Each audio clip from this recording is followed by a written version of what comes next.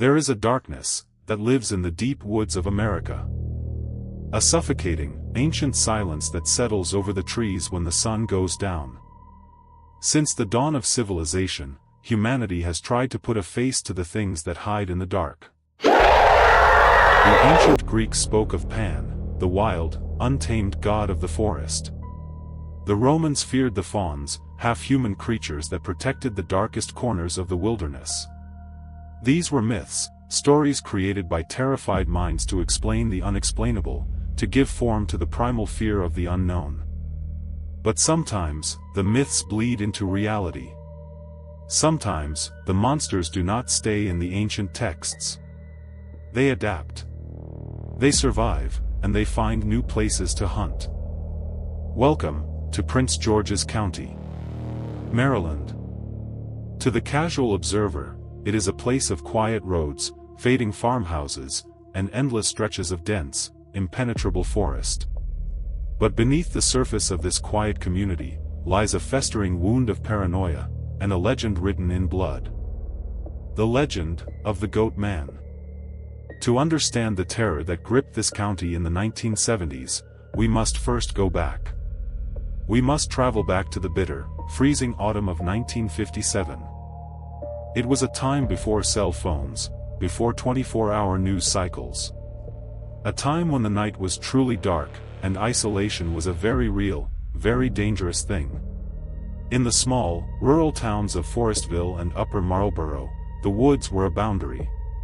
A wall of twisted branches and dead leaves that no one dared to cross after twilight. It started quietly, as these things often do. It started with the dogs. At first, no one connected the dots.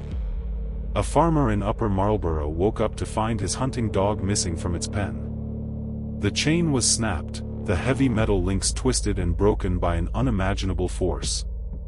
A few days later, an elderly woman in Forestville reported her terrier missing. The local police brushed it off.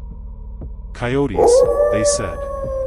Feral dogs migrating from the north. But the locals knew their woods. A coyote kills for food. It drags its prey away. It does not leave a scene of pure, unadulterated slaughter. When the bodies of the pets were finally found, they were not eaten. They were mutilated, torn apart with a savage, sickening cruelty. Some were found decapitated, their heads left resting on the stumps of old oak trees, like grotesque offerings to some unknown god of the forest. And then, the hunters started finding the tracks. Deep in the damp earth, miles away from the main roads, the impressions were discovered. They were heavy, sinking deep into the mud, indicating a creature of massive size and weight. But they were not the paw prints of a wolf or a bear. They were cloven hooves. And more terrifying still, the tracks did not move on all fours. They were bipedal. Two heavy hooves, walking upright, pacing slowly and methodically through the dense underbrush, watching the town from the shadows. A deep, unsettling dread settled over Prince George's County. Farmers stopped going out into their fields after dusk. Parents warned their children never to go near the tree line. Men slept with loaded shotguns resting against their nightstands. The air was thick with the feeling of being watched. But as the brutal winter of 1957 set in, the tracks disappeared under the heavy snow. The killing stopped. The woods fell silent once again. Years passed. The mutilated dogs became a dark memory, a ghost story whispered by older siblings to frighten the younger ones. The town tried to forget. They tried to convince themselves that the nightmare was over, that whatever sick, twisted thing had roamed their forests had moved on, or died. They were wrong. The creature was simply waiting, resting in the darkest, most forgotten corners of the Patuxent River woods. In October of that same year, a reporter named Karen Hostler stumbled upon the research. She saw the pattern. She felt the chill in the old stories, and she decided to drag the monster out of the shadows and onto the front page of the Prince George's County News. The article was published, and the county held its breath. It was as if reading the creature's name aloud had summoned it from the dark depths of the woods. Because exactly 2 weeks after the newspaper hit the stands, the howling returned. It happened in the quiet neighborhood of Old Bowie. A local family, the Edwards family, let their dog out into the backyard one evening, just as the sun dipped below the horizon. The dog never came back. For days, the family searched, calling out into the encroaching darkness. Their calls were met only by the oppressive, dead silence of the Maryland woods. Then, they found him. Just a few days later, the dog's body was discovered at the edge of the tree line. It was a scene straight out of the nightmares of 1957. The poor animal had been brutally, systematically decapitated.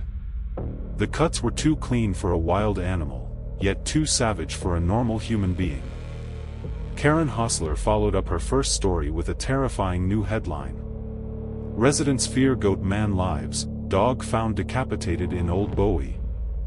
Panic, pure, unadulterated panic, swept through the county like a wildfire. The newspaper article was no longer just a spooky story. It was a warning. The monster was back, and it was hungry. The atmosphere in the towns transformed overnight. The quiet, friendly streets became ghost towns after sunset. Children were strictly forbidden from playing near the woods. Hardware stores sold out of deadbolts, heavy chains, and ammunition. Every snapping twig, every rustle of the wind through the dead autumn leaves, sent a cold spike of terror into the hearts of the residents. People began to hear things in the dark. In the dead of night, beneath the dense canopy of the woods behind Street Mark the Evangelist Middle School in Hyattsville, residents reported hearing agonizing, unearthly screams. It wasn't the howl of a wolf or the shriek of a bobcat. It was a guttural, demonic wail, a sound that resonated in the chest and made the blood run cold. Some nights, it sounded like a dying animal. But on other nights, it sounded exactly like a human baby, crying out in the pitch-black woods, begging for someone to come out into the darkness and save it. The police switchboards lit up every single night. Frantic voices pleading for patrols, reporting massive, hulking shadows moving just beyond their porch lights. Hunters and brave locals who dared to venture into the woods found chilling evidence. Twisted, broken bones scattered among the roots. Deep, cloven footprints pressed into the wet clay, and sometimes, discarded, rusted tools that had no place in the wilderness. A mass hysteria had taken hold. Was it a wild man, living off the land and wearing animal skins? Was it a violent psychopath, feeding off the fear of the community? Or was it exactly what the old legends claimed, a monstrous hybrid of man and beast, stalking the perimeter of human civilization? The adults locked their doors and loaded their guns, praying for the dawn. But the teenagers, driven by that foolish, intoxicating mix of adrenaline and invincibility, saw the legend not as a warning, but as a challenge. And that challenge would lead them straight to the rusted iron gates of hell itself, to a place known by the locals as Cry Baby Bridge. Fear is a strange thing. For the adults of Prince George's County, fear meant locking the doors and praying for morning. But for the youth, for the teenagers who felt the blood pumping hot through their veins, fear was a drug. It was a dare. It was a late Friday night in October. The moon was completely hidden behind a thick, suffocating blanket of clouds. A heavy, unnatural fog had rolled in off the Patuxent River, swallowing the desolate roads of Bowie. 3 friends, April, David, and Mark, were packed into a beat-up 1968 Ford Mustang.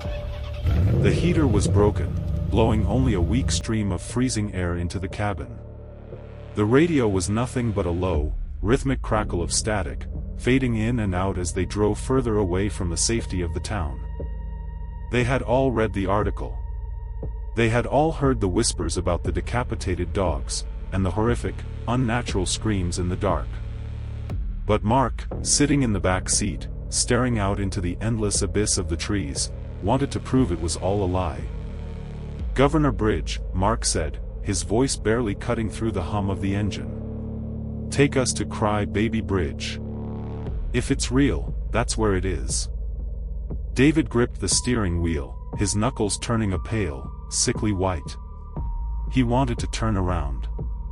He wanted to go back to the neon lights of the diner, but pride, and the terrifying thrill of the unknown, kept his foot on the gas pedal. He turned the wheel, off the paved safety of the main highway, and onto a narrow, winding dirt road that led deep into the heart of the woods. The gravel crunched violently beneath the tires, sounding like crushed bones in the dead of night. The trees grew dangerously close to the road, their twisted, barren branches reaching out like skeletal fingers, scraping against the metal roof of the car. April sat in the passenger seat, her arms wrapped tightly around her chest, shivering. "Turn back, David," she whispered, her voice trembling. "Please. I don't like this. We're almost there." David muttered, though his eyes darted nervously to the rearview mirror, seeing nothing but total, suffocating blackness behind them. And then, the structure loomed out of the fog. Governor Bridge. It was a skeletal, rusted iron cage stretching over a dark, sluggish river. The water below was black as tar, reflecting absolutely nothing. The bridge looked like an ancient trap, waiting to snap shut on anyone foolish enough to cross it. David slowly brought the Mustang to a halt right at the entrance of the bridge. He shifted the car into park. The engine idled with a low, nervous rumble. "Okay," Mark whispered from the back, leaning forward. "Turn off the lights." David hesitated. His hand hovered over the switch. To turn off the headlights meant surrendering completely to the darkness. It meant giving up their only defense against whatever was hiding in the trees. "Do it," Mark hissed. Click. The headlights died, and the world was instantly plunged into absolute, impenetrable darkness. The silence inside the car was deafening. The only sound was the synchronized, shallow breathing of the three teenagers, and the erratic beating of their own hearts. 1 minute passed. Then 2. The fog pressed against the windows like a physical weight. Condensation built up on the glass, blurring the outside world into a swirling gray void. "See?" David whispered, trying to force a nervous laugh. "Nothing. It's just an old bridge." But before the words fully left his mouth, the temperature inside the car plummeted. A foul, sickening stench began to seep through the rusty air vents of the Mustang. It was a smell that triggered a primal, ancient alarm in their brains. It smelled like rotting leaves, wet, filthy animal fur, and the sharp, undeniable metallic tang of fresh blood. April gagged, covering her mouth with both hands. Tears immediately welled in her eyes. Then, they heard it. It didn't come from the bridge. It came from the dense brush on the left side of the car, just a few yards away. It was the sound of a thick branch breaking. Not stepped on by a squirrel or a deer, but crushed, under an immense, terrifying weight. David's hand slowly reached for the ignition. Thud. Thud. Heavy, deliberate footsteps echoed in the mud. They were slow, methodical, and they were walking on 2 legs. "Start the car." April sobbed, her voice breaking. "David, start the car right now." Out in the darkness, something shifted. And then, the cry began. It started low, echoing off the iron beams of the bridge. It sounded exactly like a human infant, wailing in absolute agony, a piercing, pitiful sound that begged for mercy. But as the cry grew louder, it began to warp. It twisted and distorted, dropping in pitch until it became a wet, guttural, demonic bleat. A horrific mixture of a dying man and a monstrous goat. Wearargurg. The roar vibrated against the glass of the windows, shaking the entire frame of the car. David twisted the key frantically. The engine sputtered, choked on the thick air, and died. "Come on!" David screamed, pumping the gas pedal, twisting the key again. The heavy footsteps were rushing toward the car now. The ground literally shook beneath the tires. "The lights!" Mark yelled. "Turn on the lights!" David slammed his hand against the switch. The high beams flickered on, cutting a blinding cone of light through the fog. And for one single, horrifying second, they saw it. Standing not 10 feet from the hood of the Mustang, was a towering, monstrous silhouette. It was impossibly huge, standing on two massive legs that bent backward at the knee, ending in thick, mud-caked hooves. Its body was covered in matted, filthy brown hair, stained black with dried blood. But the head...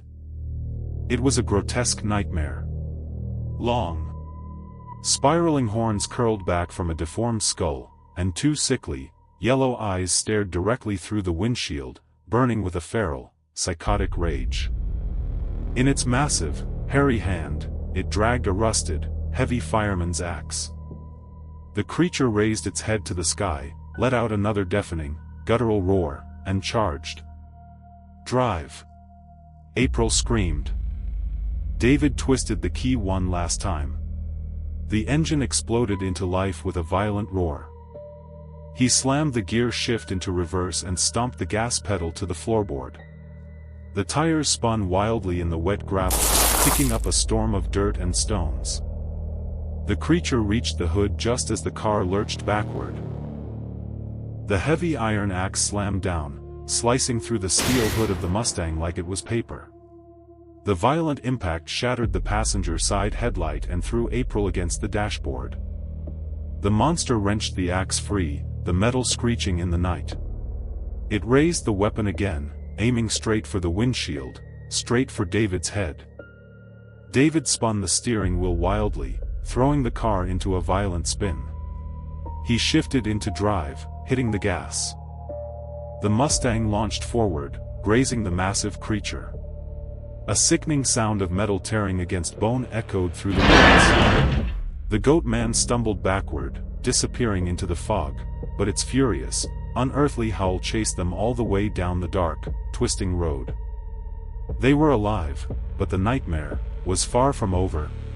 David didn't stop driving. He didn't take his foot off the gas pedal until they reached the blinding, flickering neon lights of an all-night diner in the center of town. The Mustang violently skidded into the parking lot, coming to a halt in a cloud of dust and burning rubber. The three teenagers burst out of the car. They collapsed onto the cold asphalt, hyperventilating. Their bodies shook with violent, uncontrollable tremors. They were covered in a cold, sticky sweat. They were alive, but their minds were shattered by what they had just seen. When the local sheriff arrived at the diner 20 minutes later, he found them sitting in a booth, staring blankly into their coffee cups, unable to speak. It took an hour to get the story out of them.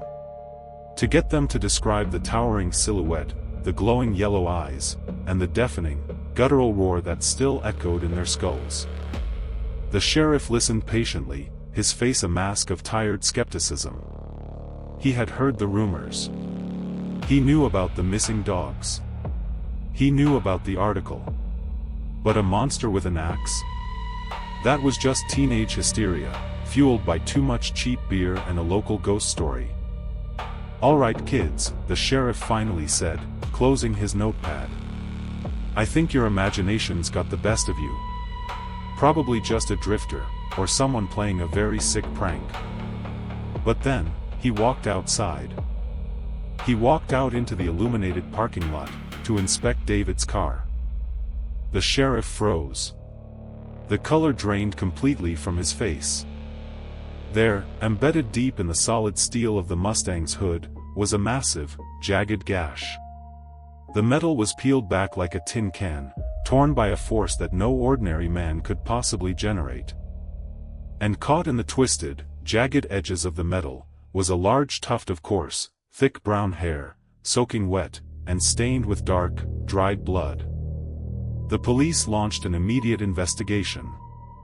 3 squad cars drove out to Governor Bridge that very night, their sirens wailing, their red and blue lights cutting through the thick Maryland fog. They searched the area for hours, sweeping the woods with heavy flashlights and tracking dogs. But they found nothing. No giant footprints. No discarded axe. No creature hiding in the brush. The only thing they found was the lingering, sickening smell of copper, and a deep, oppressive silence that seemed to mock them from the shadows. The official police report dismissed the entire incident. They wrote it off as a collision with a large deer, and a teenager in a Halloween mask pulling a stunt. But the people of Prince George's County, they knew the truth. The disappearances didn't stop that year. The agonizing cries in the dark woods continued to echo through the cold autumn nights, vibrating through the floorboards of the isolated farmhouses. Some say the creature is a remnant of something ancient, a forgotten god of the wild, banished to the dark corners of the modern world, hunting those who dare to trespass in its domain. Others believe a darker, more modern theory. They whisper about the nearby Beltsville Agricultural Research Center. They talk about horrific genetic experiments, a scientist who mutated himself into a monster, trapped forever between humanity and raw, feral instinct. But whatever the truth is, one fact remains. It is still out there. It still roams the impenetrable woods of Maryland, waiting in the deep brush, listening to the sound of approaching cars, watching the headlights cut through the fog.